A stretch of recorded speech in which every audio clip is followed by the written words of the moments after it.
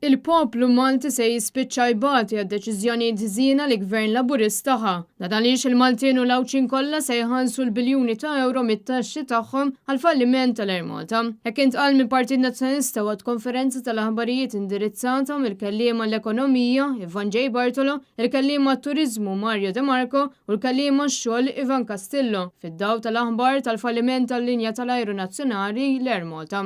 Ivan J. Bartolo qal li lura fl-2012 Gvern Nazzjonalista kellu pjan ċara l-futur tal-Air Malta, pjan li kellu jkun wieħed ta' suċċess tant li l-Kummissjoni Ewropea approvat il-pakkett finanzjarju għal din il-linja tal-ajru. Madankollu, fl-ewwel sena ta' tmexxija Laburista, il-Labor kisser dak kollu li l-Partit Nazzjonalista kien wettaq. Dan huwa falliment ieħor ta' Gvern Laburista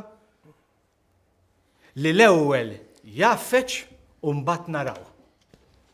Dan huwa falliment għax bla dubju il-pajjiż se jkollu iżjed sfidi.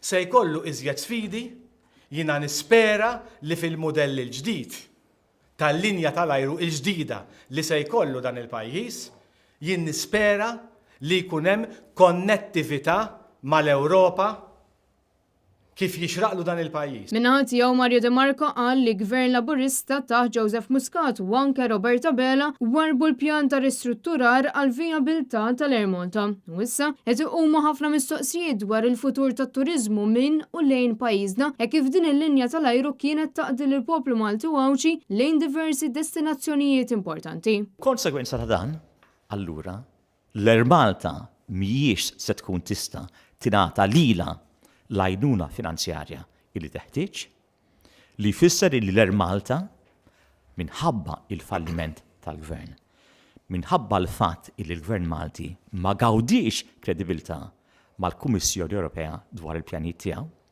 l-Air Malta sal-aħħar tas-sena ħajkollha tingħalaq. Ivan Castillo fakkar kif mal-Air Malta jaħdmu ma' 300 impjegat li issa se jispiċċaw jitilfu xogħolhom bla ma nataw post ta' xogħol ieħor. Dan wara li l-unions ma kinux jafu b'dak li kien se jsir tant li saru jafu biss mill-medja. Wara li l-Ministru Clyde Caruana għażel li jaħbi l-verità dwar il-linja tal-ajru nazzjonali. Illum il-ġurnata qegħdin naraw gvern anti-ħaddiema, anti-soċjalista, anti-laburista, l-iktar gvern anti-ħaddiema li qatt eżista fl-istorja ta' pajjiżna.